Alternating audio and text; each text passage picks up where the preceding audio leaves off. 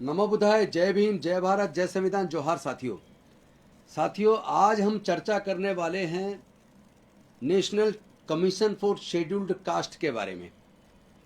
चूँकि भारत का संविधान, उसका अनुच्छेद 338 भारत सरकार को राष्ट्रीय अनुसूचित जाति आयोग बनाने के लिए निर्देशित करता है और उसी के अंदर उसका कार्य क्या होगा, उसकी जिम्मेदारियां क्या होंगी, वो भी उसके अंदर लिखी हुई हैं। तो चर्चा का विषय है कि क्या भारतीय राष्ट्रीय अनुसूचित जाति आयोग अपनी जिम्मेदारी ईमानदारी से निभा रहा है। ऐसे कौन से कारण हैं जो उसको करने होते हैं जिनको वो नहीं कर रहा है, नहीं करने के कारण क्या है और उसके वजह से भारत की अनुसूचित जाति के लोगों को किस प्रकार के नुकसान हो रहे हैं। क्योंकि आप जानते हैं कि इसी प्रकार आर्टिकल 338 ए के अंदर अनुसूचित जनजाति का भी आयोग बनाना और उनके अधिकारों का संरक्षण करना, उनकी योजनाओं पर नजर रखना, इसके बारे में भी निर्देशित किया गया है। तो चलिए मैं सबसे पहले आपको इंट्रोड्यूस कराऊं आज के इस पैनल डिस्कशन में पार्टिसिपेट कर रहे हमारे मेहमानों का। मेरे बगल में राइट साइड में एडवोकेट बलराज मलिक हैं, जो सुप्रीम कोर्ट के एक वरिष्ठ वकील हैं, और मेरे लेफ्ट साइड में प्रोफेसर रतन लाल है, जो हिंदू कॉलेज में प्रोफेसर हैं। जय भीम। और आप तमाम सामाजिक मुद्दों पर, यहाँ तक कि संवैधानिक मुद्दों पर भी बेबाकी से अपनी राय रखते हैं। और उनके बगल में प्रोफेसर सूरज मंडल हैं, वो भी SC/ST के साथ साथ विशेष रूप से अति पिछड़ा वर्ग और उसके आयोग के कार्य और उस पर किस तरह की अनदेखी हो रही है, उस पर अक्सर अपनी राय रखते हैं। तो चलिए हम शुरू करते हैं कि अनुसूचित जाति आयोग जो आर्टिकल 338 के तहत बनता है, जिसके बेसिकली 5 मेंबर होते हैं। एक राष्ट्रीय chairman, national chairman of scheduled caste commission, एक होता है national vice chairman of scheduled caste commission, और 3 मेंबर होते हैं।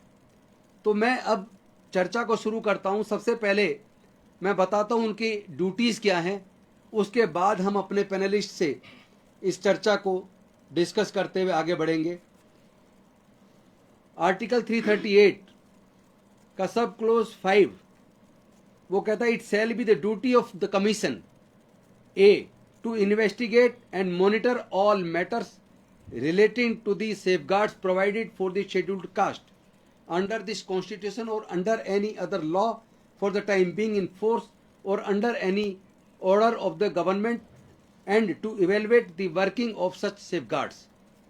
यानी कि शेड्यूल्ड कास्ट कमीशन की जिम्मेदारी कि वो इन्वेस्टिगेट करे कि जो शेड्यूल्ड कास्ट के हक अधिकार के संरक्षण के लिए जो कानून बने हैं या जो अलग अलग समय पर गवर्नमेंट ऑर्डर्स निकालती है, क्या वो इफेक्टिव इम्प्लीमेंटेशन हो रहे हैं या नहीं हो रहे हैं। तो आइए सबसे पहले मैं प्रोफेसर रतनलाल जी से पूछना चाहूँगा कि क्या शेड्यूल्ड कास्ट कमीशन के चेयरमैन, वाइस चेयरमैन और मेंबर्स जो सेफगार्ड्स अनुसूचित जाति के लोगों को दिए गए हैं संविधान के तहत या गवर्नमेंट के समय समय पर आने वाले ऑर्डर्स के तहत, जिसमें एक शेड्यूल्ड कास्ट के लिए शेड्यूल्ड कास्ट कंपोनेंट प्लान 1979 में लागू हुआ, जिसमें टोटल प्लान बजट का जितनी शेड्यूल्ड कास्ट की पॉपुलेशन है उतना बजट प्लान हेड फंड का उनको दिया जाता है। सरकार निर्धारित करती है, केंद्र के अंदर भी और राज्य सरकारों के अंदर भी, ताकि उस पैसे से अनुसूचित जाति के लिए विकास की योजनाएं बनाई जा सकें। क्या वो इफेक्टिव तरीके से इम्प्लीमेंटेशन हो रहा है, क्या उसको ठीक तरीके से नज़र रखी जा रही है, क्या इलेक्शन कमीशन उसके ऊपर जो समय समय पर अपनी रिपोर्ट उनको संसद के अंदर रखनी चाहिए, राष्ट्रपति को प्रेषित करनी चाहिए, वो सारे काम वो ठीक से कर पा रहा है, नहीं कर पा रहा है। आइए हम जानते हैं कि इसमें प्रोफेसर रतनलाल जी की क्या राय है। शुक्रिया। और जैसा कि आपने पढ़ा है आर्टिकल, और मैं शेड्यूल कास्ट कमीशन बहुत लंबे समय से जाता आता रहा हूँ, आजकल जाता नहीं हूँ, क्योंकि मेरी ये समझ है कि शेड्यूल कास्ट कमीशन जैसे ST कमीशन भी है, OBC कमीशन भी है, ये अपना ठीक से अगर काम करता रहता तो सोशल जस्टिस मिनिस्ट्री की ज़रूरत भी नहीं पड़ती, है ना। बिल्कुल। क्योंकि इसका रीच हर मंत्रालय में है, कहीं भी ये ऑडिट कर सकता है, किसी भी ऑफिसर किसी मंत्रालय को समन कर सकता है। लेकिन ये अपना काम ठीक से पिछले 10 साल में, जब से मोदी सरकार है, 11वां साल चल रहा है, कितने एनुअल रिपोर्ट्स पेश हुए हैं जरा यही देख लीजिए। एनुअल रिपोर्ट्स ये बताए एससी कमीशन कि कितने डिस्पोज ऑफ हुए हैं, क्या हुए हैं, नहीं, कुछ नहीं है। ये वाइट एलिफेंट है और इसीलिए ये दुर्गति शेड्यूल कास्ट की हो रही है। एक व्यक्ति को कैबिनेट मिनिस्टर बना देगा, एक को चेयरमैन बना देगा, लेकिन समाज का उत्पीड़न होता रहे उस पर चुप्पी साधे रहता है। किसी शेड्यूल कास्ट कमीशन का चेयरमैन का कभी आपने कोई स्टेटमेंट सुना है? इतने एट्रोसिटीज ये घटना हो रही है। देखिए बात समझने की, इलेक्शन कमीशन बना है, पार्लियामेंट के थ्रू बना है, पार्लियामेंट एक्ट से। आपको ह्यूमन राइट कमीशन है, बहुत सारे ट्रिब्यूनल्स हैं। दोनों के अपॉइंटमेंट को, प्रोसीजर को देखिए, और दूसरा उनके चेयरमैन के वर्किंग कंडीशन को देखिए। तो जो एससी कमीशन या एसटी कमीशन या ओबीसी कमीशन का चेयरमैन होता है, वो पॉलिटिकल पार्टी का पपेट होता है। जो पार्टी सत्ता में रहेगी उस वही अपना अपॉइंटमेंट करा सकता है। जैसे आप ह्यूमन राइट कमीशन के वर्किंग में, फंक्शनिंग में कभी देखा है कि पॉलिटिकल नेता इंटरफेयर कर रहा हो? मेरा मतलब आपका मतलब ये है कि चूंकि शेड्यूल्ड कास्ट कमीशन के चेयरमैन, वाइस चेयरमैन और मेंबर्स को अनुसूचित जनजाति आयोग के चेयरमैन, वाइस चेयरमैन और मेंबर्स को, और पिछड़े वर्ग आयोग के चेयरमैन, वाइस चेयरमैन और मेंबर्स का अपॉइंटमेंट पॉलिटिकल अपॉइंटमेंट होता है, वो सत्ताधारी पार्टी करती है। अगर उसका अपॉइंटमेंट भी जिस तरह ह्यूमन राइट्स कमीशन का अपॉइंटमेंट होता है, जिसमें सुप्रीम कोर्ट के चीफ जस्टिस और दूसरे जो लोग उसमें इन्वॉल्व होते हैं उसके सिलेक्शन में, इस वजह से वो सरकार के दबाव में काम ना करके, बल्कि जो ह्यूमन राइट्स हैं उसको इफेक्टिव तरीके से वॉच डॉग की तरह काम करता है। तो अगर इसी तरह का अपॉइंटमेंट एससी, एसटी और ओबीसी कमीशन का भी हुआ होता तो फिर इस तरह की अनदेखी ना होती। जी। तो मैं चाहूंगा बलराज मलिक जी, आप भी इस पे प्रकाश डालें कि आपका इसमें क्या मानना है। बिल्कुल, ये बात सही है। इस बीच हमारे बीच सत्य प्रकाश एडवोकेट आए, मैं उनसे निवेदन करूंगा वो यहाँ स्थान ग्रहण करें और वो भी चर्चा का हिस्सा बने। प्रोफेसर रतन लाल की ये बात बिल्कुल वाजिब है, क्योंकि जो कॉन्स्टिट्यूशनल अथॉरिटीज़ हैं या कॉन्स्टिट्यूशनल ट्राइब्यूनल कमीशन कुछ भी है, उनका एक तरह से उनका ऑटोनॉमी बरकरार रखनी है, तो उनके अपॉइंटमेंट भी ट्रांसपेरेंट तरीके से ज़रूरी है।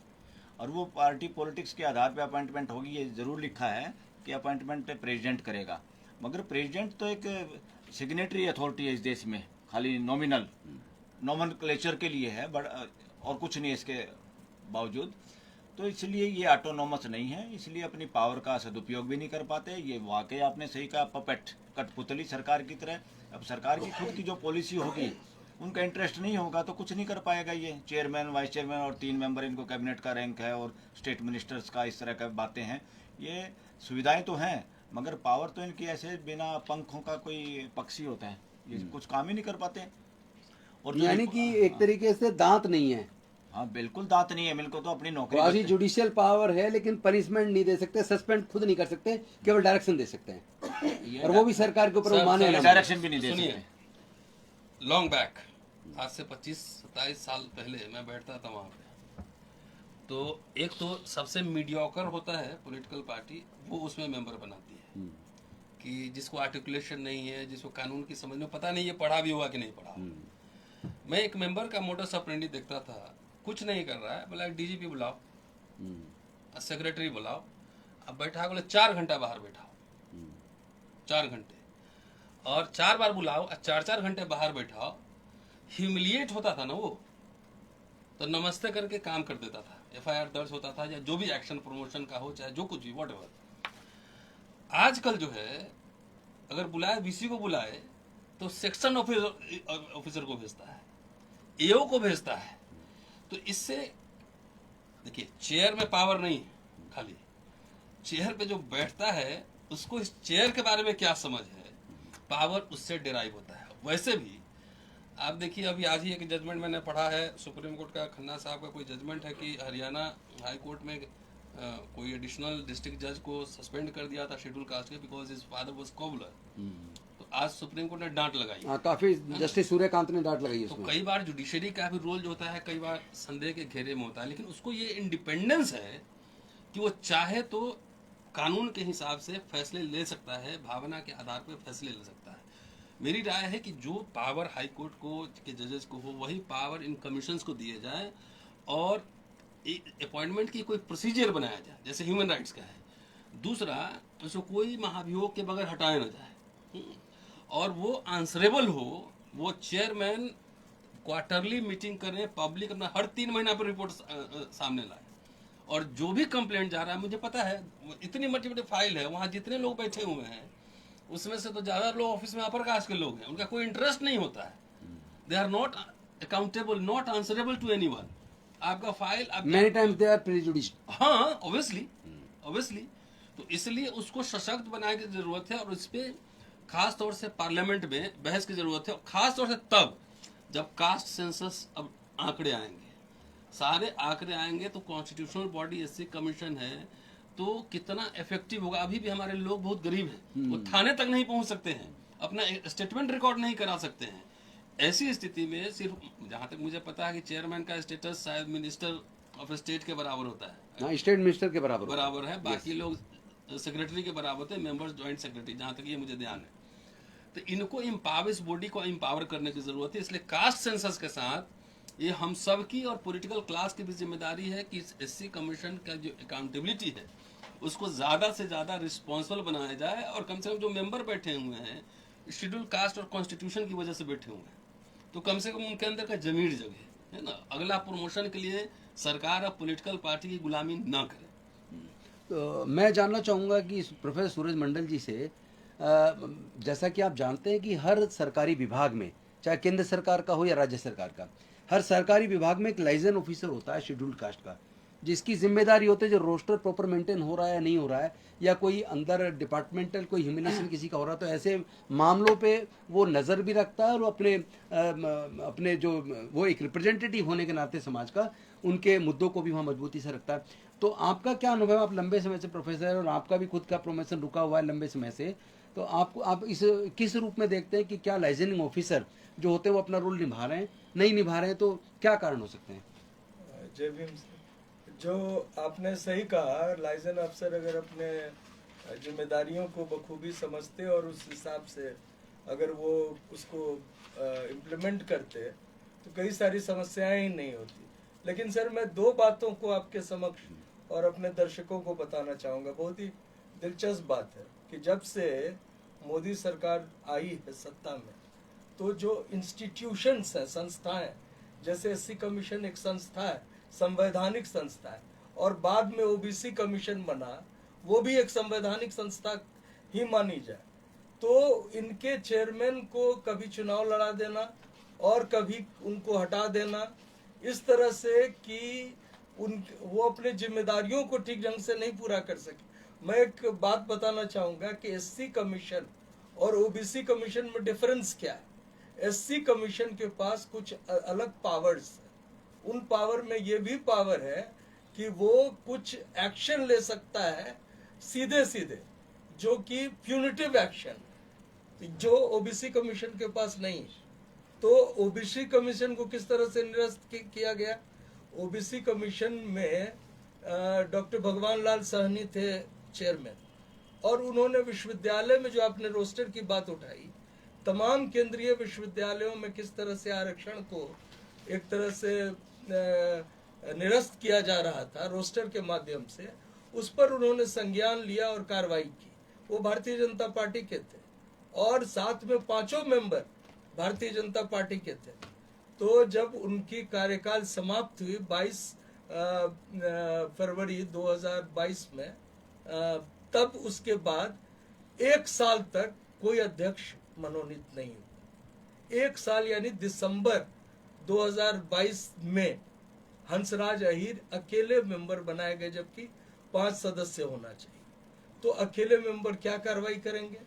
तो उन्होंने, उनके पास न कोई मामला आया। आप उनके वेबसाइट पे चले जाए। जब मैंने कई प्लेटफॉर्म पर, पब्लिक प्लेटफॉर्म पर इस मुद्दे को उठाया, तो उन्होंने 1-2 सिटिंग्स रखी, जिसको अपने वेबसाइट में कहा।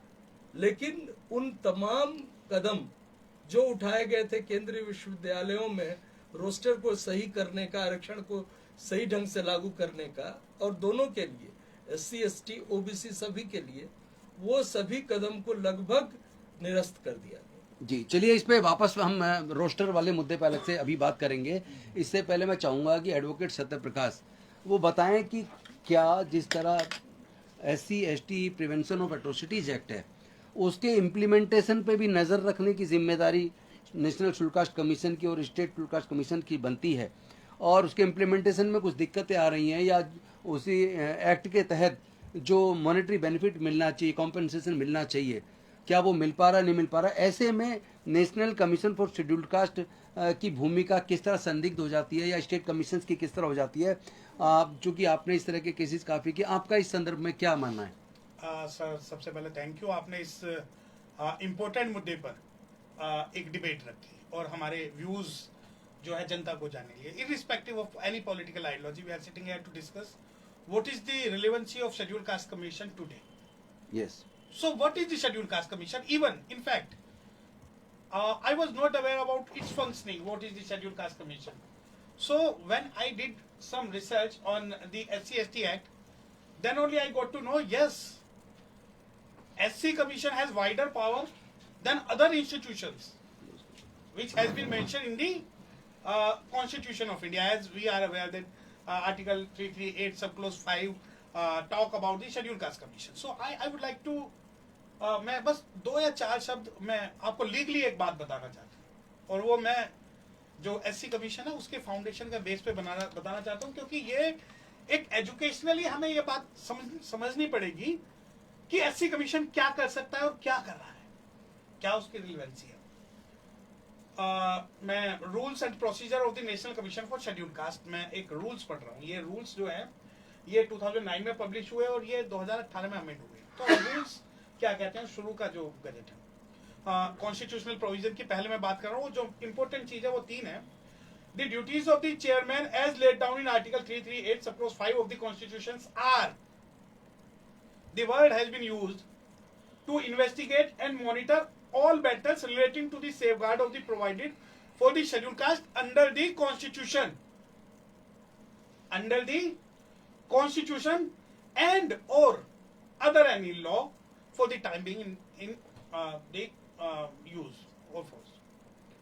Under the constitution का मीनिंग है कि अगर हमारे कोई भी फंडामेंटल राइट्स और हमारे कोई भी कॉन्स्टिट्यूशनल राइट्स अगर इंफ्रीज हो रहे हैं तो जो SC कमीशन है उनको मॉनिटर कर सकता है और उस पर अपना वर्डिक्ट दे सकता है. कॉन्स्टिट्यूशनल राइट्स हमारे कौन से हैं? मेजरली जो हमारे कॉन्स्टिट्यूशनल राइट हैं वो राइट्स हमारे हैं रिजर्वेशन से रिलेटेड, जो आर्टिकल 15 और आर्टिकल 14 की जब हम बात करते हैं तो उससे रिलेटेड है, चाहे उसमें प्रमोशन रिजर्वेशन का मुद्दा हो, चाहे प्रमोशन का मुद्दा हो, चाहे रोस्टर का मुद्दा हो. परंतु अब सुप्रीम कोर्ट ने एक जो है अपना वर्डिक्ट दे दिया कि नहीं, रिजर्वेशन जो है ये फंडामेंटल राइट नहीं है, एक इनेबलिंग प्रोविजन है. यानी ये प्रोविजन जो है आर्टिकल 13 से लेकर आर्टिकल 32 तक कुछ नहीं करते, 14 और 15 को हम बाहर निकालते हैं, उसके अलावा सारे आर्टिकल्स को हम as a against the state और as a safeguard of constitution में आपको प्रोवाइड करते हैं. अब ये बात हमने क्यों समझी under the constitution and under the other law. Other laws, आपका जो सवाल था सर, अदर लॉज में है SC/ST एक्ट और PCR एक्ट. PCR एक्ट अभी कुछ जगहों पे यूज हो रहा है और कुछ जगहों पर यूज नहीं हो रहा. जहां तक SC/ST एक्ट की बात है, SC/ST एक्ट पे बस मैं 5 मिनट अगर आप मुझे देंगे तो मैं बहुत अच्छे से उसे डिस्क्राइब कर पाऊंगा. कि सबसे पहली चीज तो हमने बताया कि भाई और इसका बी क्लोज क्या कहता है सर? बी क्लोज कहता है to inquire into the specific complaints with respect to deprivation of rights and the safeguards of the scheduled caste. Words deprivation of the rights. And I can openly say by your channel that today the rights of the employees has been infringed by Supreme Court itself. Supreme Court is giving so many personal opinions in regard to the reservation, like our previous, our would-be Chief Justice of India was saying that कि भाई कि reservation कब तक और reservation की concept नहीं है. तो जब हम राइट्स की बात करते हैं तो राइट्स को या तो इस भारत के अंदर सुप्रीम कोर्ट डिसाइड करेगा या SC कमीशन डिसाइड करेगा. अब ये तो बड़ी नई चीज निकल के आई कि भाई SC कमीशन तो जो है व्हाइट एलिफेंट है, टूथलेस जो है वो बिल्कुल टूथलेस है. When we were they were making scheduled caste, scheduled tribe act and scheduled caste, scheduled tribe commission, they were aware that their people from the scheduled caste community can use scheduled caste commission as a weapon to get their own rights. उन्होंने कुछ इसमें contradictions डाल दिए. Contradictions क्या है? Scheduled caste के पास में एक पावर है इन्वेस्टिगेशन, और जो एडवोकेट्स हैं वो बहुत अच्छी तरीके से जानते हैं. Investigation for the purpose of the collecting of the evidences, और इन्वेस्टिगेशन का सिविल मैटर से कोई लेना देना नहीं. अब इन्वेस्टिगेशन जो rule 7 of scheduled caste commission rules में जो लिखी हुई है वो कहती है the commission shell function by holding sitting and meetings at any place with in the country, at any place including the Supreme Court of India or including the Parliament of India. So Scheduled Caste Commission can have their meeting and sitting. Sitting means they will authorize any person on their behalf, either the Central Commission or the State Commission. They can sit anywhere where atrocity has been committed or any specific complaint has been received by. Even they can make commission also. Yes, but if you are, अब अगर आप पूछ रहे हैं कि commission एक भट्टा पासोल case हुआ, भट्टा पासोल केस के अंदर जो शेड्यूल कास्ट कमीशन है उसमें शेड्यूल कास्ट की स्थिति का जायजा ना लेते हुए बल्कि ओबीसी समाज के लिए अपना ओपिनियन दिया. अब जो सिटिंग और मीटिंग्स की जब बात होती है कि भाई सिटिंग और मीटिंग का जो एक्चुअल मीनिंग क्या है, कि जब इसका एस्टेब्लिशमेंट हो रहा था तो इसका एस्टेब्लिशमेंट ये था कि ये राइट्स को प्रोटेक्ट करेगा बेसिकली. लेकिन राइट्स की बात तो जितने हमारे फंडामेंटल राइट्स है, आज मैं खुल के I can say openly from your channel, supreme court is giving power to the other person to hijack our rights. ना तो सुप्रीम कोर्ट में ना तो शेड्यूल कास्ट रिजर्वेशन में कोई क्रीमी लेयर का कॉन्सेप्ट था, ना ही सब क्लासिफिकेशन का कोई कॉन्सेप्ट था, ना ही ये कॉन्सेप्ट था कि कब तक जो है रहेगा, क्योंकि 340 और आर्टिकल 15 और जो 16 वो दोनों बिल्कुल अलग, बिल्कुल नहीं. इस मुद्दे पे सत्यप्रकाश जी हम किसी और दिन चर्चा करेंगे. ये तो हम सब जानते हैं कि सुप्रीम कोर्ट हाई कोर्ट के अंदर भी कुछ ऐसे जजेस पहुंच गए जो प्रीजुडिस होते हैं, सब नहीं लेकिन कुछ जज पहुंच गए और उनके जजमेंट्स के अंदर भी वो साफ नजर आता है कि उसमें जस्टिस नहीं है. तो बहरहाल हमारी जो चर्चा है वो इस बात को लेकर है. हम ये सब जानते हैं कि नेशनल शेड्यूल्ड कास्ट कमीशन या स्टेट शेड्यूल्ड कास्ट कमीशन के पास पावर्स बहुत कम है, टूथलेस है, उसके पास दांत नहीं है. वो समन कर सकता है, रिकॉर्ड मंगवा सकता है, evidence by way of affidavit ले सकता है, और साथ में कमीशन भेज के जहाँ भी कोई घटना घटती है वहाँ पे जांच कर सकता है, वहाँ पे भी वो एविडेंसेस कलेक्ट कर सकता है. लेकिन उसके पास कोई एक्शन लेने की पावर नहीं है, ओनली डायरेक्शन देने की पावर है. वो स्टेट गवर्नमेंट को, सेंट्रल गवर्नमेंट को डायरेक्शन दे सकता है. और जो scheduled caste component plan fund का पैसा होता है वो पूरा मिले, उसका इफेक्टिव इस्तेमाल हो, वो डाइवर्ट ना हो, लोगों की सरकारी नौकरी के दौरान उनका उत्पीड़न ना हो, उनका टाइमली प्रमोशन, उनका रोस्टर प्रॉपर मेंटेन मिले, ऐसे तमाम इशूज पर, या कहीं भी जो एट्रोसिटी एक्ट के जो प्रोविजंस हैं उसका भी कोई वायलेशन होता है, या फंडामेंटल राइट्स हैं उनका कोई वायलेशन होता है, उन सबको बेसिकली तो ये कमीशन वॉच डॉग की तरह बनाए गए थे, लेकिन ये साइलेंट स्पेक्टेटर बन गए. तो आइए हम एडवोकेट मयंक यादव जी से जानना चाहेंगे कि ये जो नेशनल शेड्यूल्ड कास्ट कमीशन है या स्टेट शेड्यूल्ड कास्ट कमीशंस हैं, ये क्या इफेक्टिवली अपनी जिम्मेदारी निभा पा रहे हैं, नहीं निभा पा रहे, तो आप इसको किस दृष्टि से देखते हैं? टू बी वेरी फ्रैंक, थोड़ा लोग कैंडिडली अगर मैं बोल दूँ, I am not prepared for this discussion, but अगर डायरेक्टली जहाँ पे सवाल करूँ तो ना सिर्फ national schedule caste commission, OBC commission भी अगर देखा जाए for that matter, all bodies are defunct. ये कम्प्लीटली डिफंक्ट हो चुकी हैं. और मेरा तो एक व्यक्तिगत अनुभव भी है इस तरह का कि एक केस, एक बड़ा नामी केस हुआ था, आप लोगों को अगर पता हो, जो एनएफएस से रिलेटेड था, जीवी पंत सोशल साइंस इंस्टीट्यूट में, उसमें कंप्लेनेंट में था. हुआ कुछ और था वहाँ के, और समन किया गया, जो उसके इंस्टीट्यूट के डायरेक्टर थे उन्हें बुलाया गया, और वहाँ जाके वो माफ़ी मांग रहे हैं कि हमसे गलती हो गई और हमने प्लीड किया. मैंने कहा ignorance of law is no excuse. खैर, काफ़ी कुछ करने के बाद भी आज तक उस केस को हुए करीबन 3 साल हो चुके हैं. उसकी जो प्रोसीडिंग हुई है उसके मिनट्स तक हम लोगों को नहीं प्रोवाइड किए गए. आरटीआई लगा ली, सब कुछ किया गया. कोई उसमें डायरेक्शन ऑर्डर कुछ पास नहीं हुआ। ये सारा खेल मंशा का है। सारे स्टैट्यूट में जो कुछ भी प्रोविजन दिए हुए हैं, रूल्स दिए हुए हैं, वो सब कुछ डिस्कस कर चुके हैं मेरे ख्याल से एट लेंथ हम लोग। कोई भी आप कानून बना दीजिए, कोई भी आप बॉडी बना दीजिए, अगर व्यक्ति वहाँ पे ठीक नहीं बैठे होंगे, बॉडी बर्बाद होगी। नेशनल शेड्यूल कास्ट कमीशन हो, चाहे ओबीसी कमीशन हो या कोई भी हो, इस तरह के कमीशंस को इतना एम्पावर किया गया है कि वो जिन सोसाइटीज़ के लिए या जिन जमात के लिए वो बनाए गए थे, उनके हकूक़ की रक्षा करी जा सके। उनको सिविल कोर्ट्स की पावर है, उन्हें वो समन कर सकते हैं, वो एविडेंस रिकॉर्ड करा सकते हैं, वो इवन जो भी सिविल कोर्ट्स की पावर होती है अपीयरेंस को सिक्योर कराने के लिए, वो सब सारी चीज़ इसे अख्तियार कर सकते हैं। हालांकि लेकिन होता जाता कुछ दिख नहीं रहा है। एट्रोसिटीज तमाम चल रही हैं, कुछ भी नहीं हो रहा है। ठीक है, तो अब हम आगे बढ़ते हैं कि मैं अब आपको एक आर्टिकल 338 का क्लोज 5 का सब क्लोज सी पढ़ना चाहता हूँ। To participate and advise on the planning process of socio-economic development of the scheduled caste and to evaluate the progress of their development and the union or any state। तो advocate Balraj Malik, जैसा मैंने भी बताया, क्या वास्तव में शेड्यूल कास्ट कमीशन ये काम कर रहा है? हाँ, देखिए मैं आपको क्लियर ये बताऊं, कॉन्स्टिट्यूशन का मैंडेट क्या है, कॉन्स्टिट्यूएंट असेंबली क्या चाहती थी इस तरह के सारे मामलों में। कोई भी कॉन्स्टिट्यूशनल अथॉरिटी वो फ्री एंड फेयर होनी चाहिए, नंबर 1 कंडीशन है। और फ्री एंड फेयर तब होगी जब उसको जो अपॉइंटमेंट जो करते हैं उसका टेन्योर फिक्स हो और बिना डर के वो आदमी वो नौकरी वो काम कर सके। यहाँ पे कोई सिक्योरिटी ऑफ जॉब भी नहीं है चेयरमैन की, मेंबरों की। जब चाहे इनको दूध में से मक्खी की तरह निकाल के फेंक सकते हैं, इसलिए सारे डरे हुए लोग हैं। ये सारे पपेट बनने के अलावा कर कुछ नहीं पाएंगे, हो कुछ नहीं सकता। आदमी भी मजबूत होगा, वो मजबूत आदमी होगा तो 4 दिन के अंदर उसकी छुट्टी हो जाएगी, उस पर कोई एलिगेशन लगा के भी हटा देंगे। इतना भयभीत उसको सिक्योरिटी ऑफ टेन्योर नहीं है इसमें।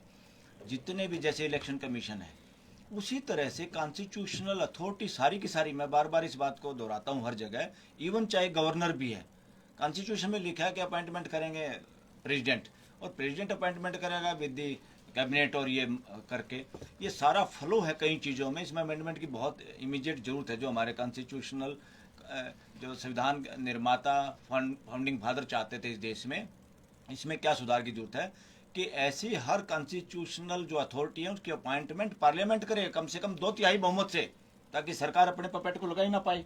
अब यहाँ क्या है, जो जजों के बारे में, इलेक्शन कमीशन के बारे में क्या बात चल रही थी कि चीफ जस्टिस को हटा दिया इन्होंने और अपना रबड़ स्टैंप अपना ही एक मंत्री उसमें शामिल करके उसकी कर दी अपॉइंटमेंट, और सुप्रीम कोर्ट कुछ नहीं कर पाई, देखती रही तमाशा। वो केस ऐसे ही पेंडिंग है, ऐसे ही रहेगा। क्या है, अपोजिशन के लीडर की जरूरत कहाँ है भाई? आप पार्लियामेंट को शामिल करो सीधा, देश के प्रतिनिधि पार्लियामेंट, और 2/3 कम से कम, उसमें अपने आप अपोजिशन का लीडर शामिल हो जाएगा। अपोजिशन का लीडर भी मान लो पपेट हो गया, कल बिकाऊ हो गया, कमजोर हो गया, तो क्या करेगा देश? कम से कम हम यही सोच लेंगे हमारे 2/3 बहुमत के लोगों ने पास किया है, और कोई भी टेनोर, ये गवर्नरों का भी रबर स्टैंप फुटबॉल बना रखे इन्होंने, इसलिए इसमें बेहुदा घटिया निम्नतम सतर और चरित्र के लोग गवर्नर बने, और क्या देश का मजाक बना रखे इन्होंने।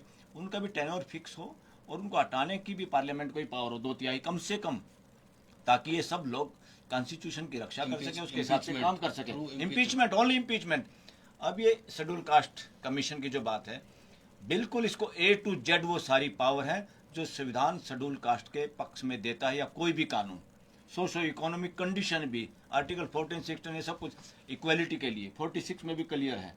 स्टेट पॉलिसी जो डायरेक्शन है, जो करना चाहिए स्टेट को अपनी तरफ से भी, उन सब के लिए ये डायरेक्शन तो जब देगा ना, सजेशन देता अभी तो, और सजेशन की भी हिम्मत नहीं, फोन कोई आएगा तो सजेशन जाएगा, वरना फाइल भी नहीं सरकती इनकी।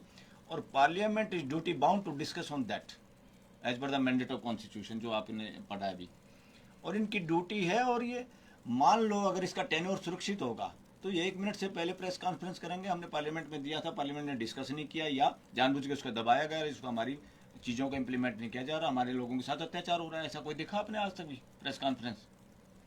ये टोटली कॉन्स्टिट्यूशनल अथॉरिटी का बकरी बना दी इन लोगों ने। देश में आमूलचूल परिवर्तन की जरूरत है। अभी तक अगर ये कमीशन सही काम करता, मैं नहीं समझता इस देश के जितने डिस्पैरिटी असमानता वो होती। ये सारी की सारी डंके की चोट पे और चोरी से हो रही है, और ये सारी कॉन्स्टिट्यूशनल अथॉरिटी बंगले लेके, नौकरी लेके, उसके लिए बल्कि चमचागिरी करते हैं। इनमें हिम्मत कहाँ है? इनमें रीढ़ की हड्डी कहाँ है? ज़्यादातर गवर्नर देख लो, टटमुंजी बहुत सारे वो एग्जीक्यूटिव, वो एसपीए लगाया था कहाँ? तमिलनाडु या गोवा में कहाँ? जिसके अभी खिलाफ फैसला दिया सुप्रीम कोर्ट ने कि हम ही पास कर देते हैं। अगर इस देश का राष्ट्रपति भी गलत काम करता, टाइम पे काम नहीं करता, मैं कहा राष्ट्रपति भवन भी इतना बड़ा है मान लो, और प्राइम मिनिस्टर के घर में भी व्यभिचार होते, इनकी जांच कौन करेगा? Why not supreme court? तो ये बार बार चिल्ला रहे थे ना, जो सरकार कानून बना देती, कोई बदल नहीं सकता। इवन गृह मंत्री ने कहा था, मैं कह रहा कितनी बेवकूफ़ी भरी बात थी। मैंने कहा था बेवकूफ़ आदमी है, कॉन्स्टिट्यूशन का पता ही नहीं। क्यों नहीं पता? कानून सरकार नहीं बनाती, कानून पार्लियामेंट बनाती। उसकी स्टेटमेंट ही जीरो थी। वो आदमी बड़े बड़े बोल बोलता है, कॉन्स्टिट्यूशनल हमारे फाउंडिंग फादर के बारे में बोलता है, डॉक्टर अंबेडकर के बारे में बोलता है। अंबेडकर बड़े बड़े, और एक नॉनसेंस बात करता, आता जैन समाज से, जो भगवान नाम की किसी चीज़ में, रियलिटी में विश्वास भी नहीं करते, उनको भी बदनाम कर रहा है। ये कहाँ का जैन था? तो ये बेहूदी बातें जब तक चलती रहेंगी, जब तक सिक्योरिटी ऑफ टेन्योर नहीं होगी। इसका मतलब इसमें आप लोग भी प्रेस कॉन्फ्रेंस करके भी बड़ी कि जितनी कॉन्स्टिट्यूशनल अथॉरिटी हैं कम से कम, और नहीं तो कम से कम एससी कमीशन या एसटी कमीशन की नियुक्ति एक्ट के तहत हो, और बेकायदा पार्लियामेंट उसको करे ना। ये नेता नहीं, कोई प्राइम मिनिस्टर नहीं, कोई अपोजिशन का लीडर नहीं, ये सब बकवास है मामला। कॉन्स्टिट्यूशन, इस देश की अपॉइंटमेंट कॉन्स्टिट्यूशनल अथॉरिटीज की सिर्फ और सिर्फ जनता के ब्याह पे होनी चाहिए, और जनता के प्रतिनिधि है पार्लियामेंट, और पार्लियामेंट में कम से कम 2/3 होने से क्या होगा? मेजोरिटी वाली सरकार भी उसको कभी नहीं कर पाएगी। ईमानदार और अच्छे आदमी आएंगे, और जो 2/3 बहुमत से अपॉइंटमेंट जिसकी होगी, टेन्योर सुरक्षित होगा। और डंके की चोट पर अभी तक तो बहुत दबा के बैठने की हिम्मत नहीं थी। चलिए हम अब कंक्लूडिंग रिमार्क्स की तरफ चलते हैं। जैसा अभी मैं आर्टिकल 338 के क्लोज 5 के सी को पढ़ रहा था, तो मैं जानना चाहूँगा प्रोफेसर रतन लाल जी से, उसमें क्लियर लिखा है शेड्यूल कास्ट कमीशन की ये जिम्मेदारी है कि वो सेंट्रल गवर्नमेंट और स्टेट गवर्नमेंट्स के साथ प्लानिंग में शामिल हो, उनको सजेशन दे कि किस तरह सोशियो इकोनॉमिक डेवलपमेंट की स्कीम बने, और साथ ही साथ स्कीम बनने के बाद उनके लागू होने पर उनको उन पर नज़र भी रखे, उनका मूल्यांकन भी करे, ताकि वो समय समय पे अपनी रिपोर्ट बनाकर राष्ट्रपति के थ्रू पार्लियामेंट में रिपोर्ट भी रखे। तो रिपोर्ट्स जैसा आपने बताया, पिछले 11 सालों में पार्लियामेंट में कितनी रिपोर्ट आई हैं, और कितने बार ऐसा देखने में आया कि सोशियो इकोनॉमिक डेवलपमेंट की शेड्यूल कास्ट की स्कीम्स बनाने में या उनको मॉनिटर करने में शेड्यूल कास्ट कमीशन ने अपनी जिम्मेदारी निभाई हो। तो इस संदर्भ में आप कंक्लूडिंग रिमार्क दीजिए। देखिए, एक तो पहले मैंने कहा कि एक तो वाइट एलिफेंट बना हुआ है। इसमें जिस तरह से अपॉइंटमेंट प्रोसीजर है, पॉलिटिकल क्लास अपॉइंटमेंट करता है अपने पार्टी के लोगों को या अपने सिंपैथाइजर को। दूसरा, यहाँ बहुत सारे वकील बैठे हुए हैं। एक शोध का विषय है कि पिछले 20 बरस में और 25 बरस में, खास तौर से अटल बिहारी वाजपेयी जब प्राइम मिनिस्टर बने थे और उन्होंने संविधान की समीक्षा के लिए एक कमेटी बनाने की सिफारिश की थी, उस समय से देखा जाना चाहिए कि आखिर शेड्यूल कास्ट कमीशन के अधिकार को कट करने में, काटने में या डिफंक्ट बनाने में, है ना, टूथलेस बनाने में हायर जुडिशरी की क्या भूमिका है। कितने ऐसे सारे केस गए और मुझे अनऑफिशियली एक चेयरमैन ने ही बताया था कि मैं क्या करूं, कोई भी केस जाता है सुप्रीम कोर्ट वहां काट देता है कि हम सेक्रेटरी को नहीं बुला सकते हैं, डीजीपी को नहीं बुला सकते हैं। तो ये एक भूमिका अपने आप में शोध का विषय है कि कोर्ट ने कितना इंटरफेयर किया। आप एक बात बताओ, इलेक्शन कमीशन में कोर्ट कहाँ इंटरफेयर करता है? ह्यूमन राइट्स कमीशन में कहाँ इंटरफेयर करता है? खाली SC ST OBC के इंटरेस्ट से रिलेटेड जितनी बॉडीज हैं उसमें कोर्ट का सब हथौड़ा चलता है। नहीं, उस पर तो मैं पहले ही बता देना कि जब दूसरी सुप्रीम कोर्ट दूसरी हाईकोर्ट बात जज प्रिजुडिस होंगे हाँ, शेड्यूल कास्ट के मुद्दों को एकदम, लेकर, एकदम। तो उस तरह का देखने में मिलेगा। इसका समाधान क्या है? अभी मैं डॉक्टर अंबेडकर के 3 दस्तावेज पढ़ रहा हूँ, इम्पोर्टेंट 3 या 4 दस्तावेज। साउथ बोरो कमेटी के सामने दिया गया साक्ष्य, ओरल और रिटन बोथ, साइमन कमीशन के अंदर दिया गया साक्ष्य, और स्टेट एंड माइनॉरिटी, है ना, मिनी संविधान जिसको कहते हैं।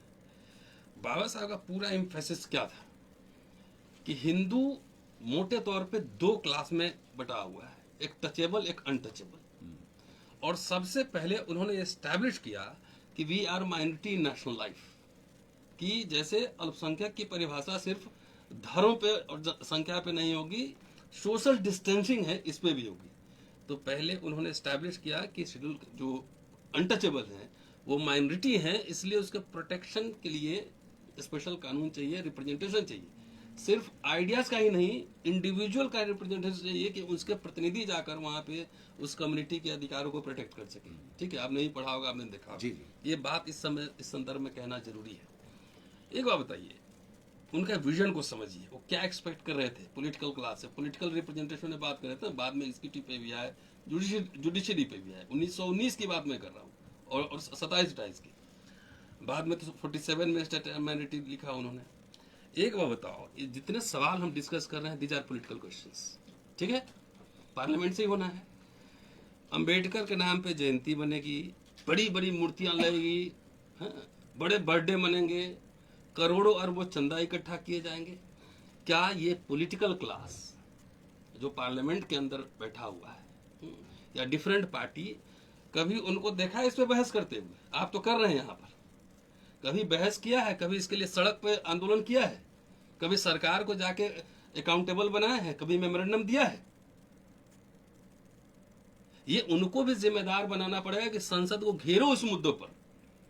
कोई आपने बहस देखा है इस पर? अब मैं 3 एग्जाम्पल दे रहा हूं। एक किसान का आंदोलन, उसके पहले एक SC/ST एक्ट वाला आंदोलन, उसके बाद एक रोस्टर का आंदोलन। 2 आंदोलन में भारत बंद हुए, सुप्रीम कोर्ट के ही ऑर्डर को टर्न डाउन करना पड़ा पार्लियामेंट से। तो क्या ये सब सोशल एक्टिविस्ट जो लोग हैं, उनकी जिम्मेदारी खाली है? कि ये तो जिम्मेदारी बाबा साहब दे रहे थे पॉलिटिकल क्लास पे कि अपने कम्युनिटी को प्रोटेक्ट करेगा। तो ये पॉलिटिकल क्लास को जब तक आप अकाउंटेबल नहीं बनाएंगे कि आप खाली क्यों आप पॉलिटिक्स में जाना चाहते हैं, क्यों आप चुनाव लड़ना चाहते हैं, पार्लियामेंट में आपकी क्या जिम्मेदारी है, विधानसभा में क्या जिम्मेदारी है, उसके अलावा सड़क पे आपकी क्या जिम्मेदारी है? कोई आंदोलन इस नाम पे देखा है? कभी सरकार को पार्लियामेंट के अंदर घेरते देखा है? कभी सरकार को जो है सड़क पर घेरते देखा है? पिछले 10-12 साल में 15 साल में हम लोग देख रहे हैं, खासतौर से UPA 2 के समय से, कि जितने आंदोलन हुए हैं, चाहे यूनिवर्सिटी का आंदोलन हो, तमाम ये सब, वो सब सोशल एक्टिविस्ट, वकील लोग, मास्टर लोग कर रहा है। तो इनको जब तक आप आंसरेबल नहीं बनाओगे, जब तक पार्लियामेंट में डिबेट नहीं कराओगे, ये कि हमको टूथलेस ये नहीं चाहिए बॉडी, जी, ये एम्पावर्ड होना चाहिए। तो वो बेचारा वैसे गरीब आदमी है, जुडिशरी भी काट रहा है, उसको पॉलिटिकल क्लास का सपोर्ट भी नहीं मिल रहा है। तो ये यहाँ तो डॉक्टर साहब एक और करना पड़ेगा। और एक क्वासी जुडिशियल बॉडी है, इसको हम लोग तो बार बार कहें, इसको फुल जुडिशियल बॉडी बनाया जाए। और इम्पीचमेंट के जो सवाल है, तो देखिए कुछ भी हो जाए, जजेस भी बिक सकते हैं, सब कुछ बिक सकता है, लेकिन एक रे ऑफ होप रहता है कि चलिए 10 लोग गड़बड़ है, तब 2 लोग ठीक भी आएंगे, और वही 2 लोग प्रतिमान सेट करते हैं। जैसा कि आज हमने देखा ना, एक हरियाणा हाईकोर्ट वाला जो केस था, सुप्रीम कोर्ट ने टर्न डाउन किया उसको। तो इसलिए मैं समझता हूं कि that question should be debated in the parliament, और ये जिम्मेदारी political class, member of parliament, MLAs, ये जिम्मेदारी उनसे भी सवाल पूछा जाए ना। अगर सरकार तो हर तानाशाह होती है, निरंकुश होती है, तो लोहिया कहते थे ना कि सड़कें सुनसान होंगी तो संसद आवारा हो जाएगा। बाबा साहब 20,000 किसान का आंदोलन रैली कर रहे थे ना, जगह जगह सभा कर रहे थे ना। आप तो पूरा राइटिंग एंड स्पीचेज पढ़िए, है ना। महाराष्ट्र में ज्यादा सभाएं उन्होंने की, दिल्ली में की, उत्तर प्रदेश में की। तो सभाएं तो कर साउथ में की जाके, हैदराबाद में, मद्रास में, है ना। लगातार चुनाव में नहीं, रूटीन सभाएं भी होती थी। आजकल कुछ है? तो बाबा साहब का नाम लोगे, गले में माला, विचारों में ताला। ये इसलिए इनको सबसे ज्यादा अकाउंटेबल बनाना है, क्योंकि उन्हीं की वजह से ये लोग भी। अंतिम कंक्लूडिंग रिमार्क्स में चाहूंगा सत्यप्रकाश जी, आप बताएं कि क्या जो पॉलिसी बनाने में और पॉलिसी बनने के बाद उनको नजर रखने में, उनके इवेल्युएशन पे, और फिर रिपोर्ट संसद में, राज्य या विधानसभाओं में प्रस्तुत करने में जो कोताही है, उस संदर्भ में आपका क्या कहना है? और उसके बाद एक ही बस बचेगा रिमार्क, वो मैं चाहूंगा सूरज मंडल जी से, लेकिन पहले आप इस पे देखिए। जहाँ तक पॉलिसीज की बात है, जहाँ तक SC/ST एक्ट की बात है, जहाँ तक SC कमीशन की बात है, तो 2-3 चीजें मैं आपको बता दें। एक प्रैक्टिकल समस्या यह है कि जब कोई भी सोशियो इकोनॉमिक जो डेवलपमेंट की जो स्कीम्स बनाने की बात, और बनने के बाद उसके इम्प्लीमेंटेशन में नजर रखना और मूल्यांकन करना, और उसकी रिपोर्ट प्रस्तुत करना संसद में। देखिए, हाँ बिल्कुल, वो किस प्रकार से हम SC कमीशन के थ्रू करा सकते हैं। अब देखिए 2 चीजें इसमें। नहीं, करा सकते नहीं पूछा मैंने, वो तो कानून में है, क्या वो कर रहे हैं? नहीं, वो तो ये देखिए मेरा सवाल नहीं, वो बिल्कुल नहीं कर रहे। नहीं कर रहे तो क्यों बिल्कुल। नहीं कर रहे? वो सिर्फ इस पे आप अपनी नहीं, बात हाँ, उसका मैं संक्षिप्त में। बिल्कुल कोर आपको 2-3 चीजें बता देता हूँ। इस कमीशन का नाम है national commission for the schedule caste. और कोई भी जो संस्था नेशनल लेवल पे होती है, उसका कॉन्स्टिट्यूशनल जो भी इंस्टीट्यूशन है, उसके पैरेलल कोई दूसरी संस्था काम नहीं करती। अगर मान लो एससी कमीशन नेशनल कमीशन है, पॉलिसीज को, राइट्स को और लॉज को उसको प्रोटेक्ट करना, ये उसका जो बेसिक काम है। मैंने बताया कि जो एससी कमीशन का जो फॉर्मुलेशन है वो इस प्रकार से हुआ है कि एससी कमीशन काम ही ना कर पाए। उसे पावर तो इन्वेस्टिगेट करने की दी गई है, लेकिन उसमें वो वर्डिक्ट नहीं देगा, क्योंकि उसको जो पावर डिफाइन की गई है वो सिविल कोर्ट की गई है। वो भी आधे अधूरी। वो सिविल सिर्फ सबमिट की नहीं, सिविल सिर्फ- कोर्ट में तो सिंपल इम्प्रिजनमेंट हाँ, कर सकती है कोर्ट, उसमें यहाँ नहीं कर सकती। इसमें नहीं कर सकती। उसका एक रीजन है, मैं एक सेक्शन आपको बता देता हूँ। एक रूल 7 सब क्लोज 4 का एक बहुत इंपॉर्टेंट क्लोज है।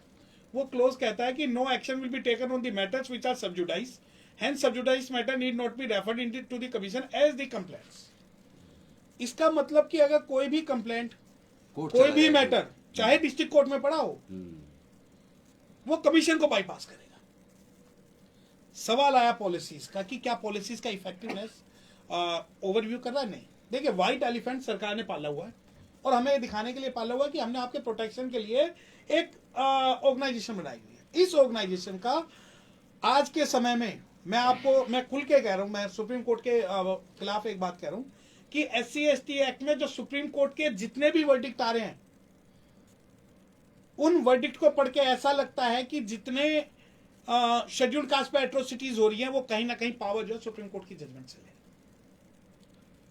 सुप्रीम कोर्ट ने कई मामलों में कहा कि रेप होते हुए भी public witness required. SC commission, मैं सुप्रीम कोर्ट की बात कर रहा हूं। सुप्रीम कोर्ट कहता है कि बंद कमरे में अगर गाली दी जा रही है इस कमरे में, तो SC/ST एक्ट नहीं लगेगा, जबकि एक्ट ये नहीं कहता। SC कमीशन का रोल पार्लियामेंट और शेड्यूल कास्ट के बीच में एक ब्रिज बनाने का था। ना तो वो ब्रिज बन पाया और ना ही वो, अगर ये एक्ट इसी प्रकार के रूल से चलेगा तो बनेगा भी नहीं। अब जो कंक्लूसिव रिमार्क है कि क्या SC कमीशन के अंदर आप और अगर मैं चले जाए ना, उन्हें पता लग जाए एडवोकेट है, तो वो हमारी नहीं सुनेंगे SC कमीशन में, क्योंकि SC कमीशन में उन्होंने ओरली इनडायरेक्टली ये बात बोली हुई है कि किसी भी विक्टिम को या किसी भी पॉलिसीज पे जो एडवोकेट्स है वो रिप्रेजेंट कमीशन के सामने नहीं करेंगे। चाहे रिजर्वेशन की पॉलिसीज हो, चाहे वो स्पेशल कंपोनेंट प्लान की पॉलिसीज हो, वो PCR एक्ट की पॉलिसीज हो, या effective implementation of schedule cast, schedule tribes की बात हो, और जो राइट्स, और जो मैंने पढ़ के बताया कि भाई सिटिंग, मीटिंग्स, राइट्स और टाइमिंग इन द फोर्स, ये सारी चीजें अगर आज शेड्यूल कास्ट कमीशन, मैं तो एक रिक्वेस्ट करता हूं कि शेड्यूल कास्ट कमीशन ना ही हो, उसकी बजाय हर डिस्ट्रिक्ट में, हर भारत के हर स्टेट के अंदर अगर 4 या 5 एडवोकेट सीनियर डेजिग्नेटेड हायर कर ले, तो शायद हो सकता है शेड्यूल कास्ट कम्युनिटी को ज्यादा फायदा हो जाएगा कंपेरेटिवली। चलिए, धन्यवाद। अब मैं अंतिम रिमार्क चाहूँगा प्रोफेसर सूरज मंडल जी से कि जो एक लाइजन ऑफिसर होता है हर विभाग में सरकार के, जो शेड्यूल्ड कास्ट एम्प्लॉइज़ के प्रमोशन से संबंधित या दूसरे मामलों को नज़र रखता है, उसको सॉल्व करवाने में, या एम्प्लॉयर के सामने रिप्रेजेंट करके रिड्रेसल के लिए बनाया जाता है, क्या वो, जैसे हमने देखा कि कई बार EWS की वैकेंसीज इतनी ज़्यादा निकलती हैं, जब वैकेंसी निकलती है उसमें जनरल कैटेगरी और EWS दोनों को जोड़ लें तो वो SC/ST OBC की वैकेंसी से 3 गुना हो जाती है कई बार। तो ये इतनी ज़्यादा हो रही है, तो ऐसा रोस्टर मेंटेन क्या नहीं हो रहा है? क्या प्रमोशन में भी देखते हैं तो मेजोरिटी प्रमोशन में सारे स्वर्ण जाति का हो रहा है, और उसमें क्या रोस्टर मेंटेन करने में दिक्कत आ रही है, या वो प्रॉपर मेंटेन नहीं हो रहा, उसको नज़र नहीं रख रहे, क्या लाइजन ऑफिसर अपनी जिम्मेदारी नहीं निभा रहे? इस संदर्भ में आपका क्या कहना है? टू कंक्लूड, जो लाइजन ऑफिसर है वो मैनिपुलेशन ऑफ रोस्टर्स का के पार्ट बन चुके हैं। उनका अपॉइंटमेंट कैसे होता है, उसमें एक प्रोसीडियर दिया हुआ है इंस्टीट्यूशंस में, कई जगह वो प्रोसीडियर को फॉलो नहीं किया जाता है। ऐसे खास तौर से विश्वविद्यालयों में जब जिनको वहाँ पे होना चाहिए, जो जिन लोगों को, वो ना होकर सिर्फ चाहते लोग जो प्रशासन के होंगे, तो नेचुरली वो उन पोस्ट्स को मैनिपुलेट करेंगे जो वो चाहते हैं कि जहाँ पर उनके लोग आए। तो ये आप बड़ी दिलचस्प आंकड़ा देखेंगे कि 27% जो ओबीसी का आरक्षण होना चाहिए, कई जगह वो नहीं रहता है, ईडब्ल्यूएस को अधिक दिया जाता है, उसका कोई एक्सप्लेनेशन नहीं है। You can not have any redressal means. आप कोर्ट जाएंगे, कोर्ट सुनेगा नहीं, सुनता नहीं है, आपको डेट पर डेट मिलेगी। तो अंततः क्या है कि ये जो प्रक्रिया है इसको बेहतर बनाने की जरूरत है।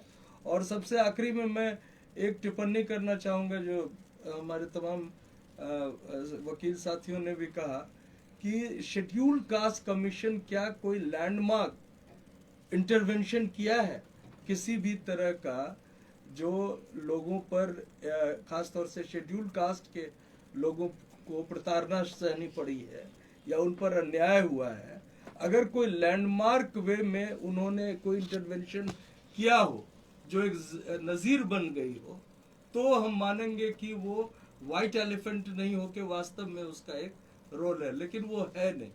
तो ये बड़ी ज़रूरी है कि इस पर तमाम प्रशासन से लेकर जनता और जो शेड्यूल कास्ट के जो सोचने समझने वाले जो समुदाय हैं, उनको इस पर बहस करके इसको बेहतर बनाने का प्रयास करना धन्यवाद चाहिए। सूरज जी। तो साथियों, जैसा इस डिबेट में हमने national commission for scheduled caste को कौन सी जिम्मेदारियां थी जो उनको निभानी थी, लेकिन उन्होंने नहीं निभाई, और किस तरह इस शेड्यूल्ड कास्ट कमीशन का मजाक बनकर रह गया है। संविधान में शेड्यूल्ड कास्ट कमीशन बनाने का प्रोविजन भी और बनाए भी गए, लेकिन उनको दांत नहीं दिए, केवल दिखाने के लिए कमीशन है, और वो समाज के लिए ना तो पॉलिसी बनाने में भूमिका निभा रहा है, ना पॉलिसी बनने के बाद इफेक्टिव उनका इम्प्लीमेंटेशन हो इस पर भूमिका निभा रहा है, और ना ही जो हमारे अलग अलग तरह से लोगों के साथ उत्पीड़न होता है उसके लिए अलग अलग तरह के कानून बने हैं, या नौकरी में उत्पीड़न हो या गांव के अंदर या देहात के अंदर या कहीं भी लोगों के ऊपर एट्रोसिटीज एक्ट के तहत उत्पीड़न हो, तमाम तरह की चीज़ें जिनको इन्होंने इसको एक वॉच डॉग की तरह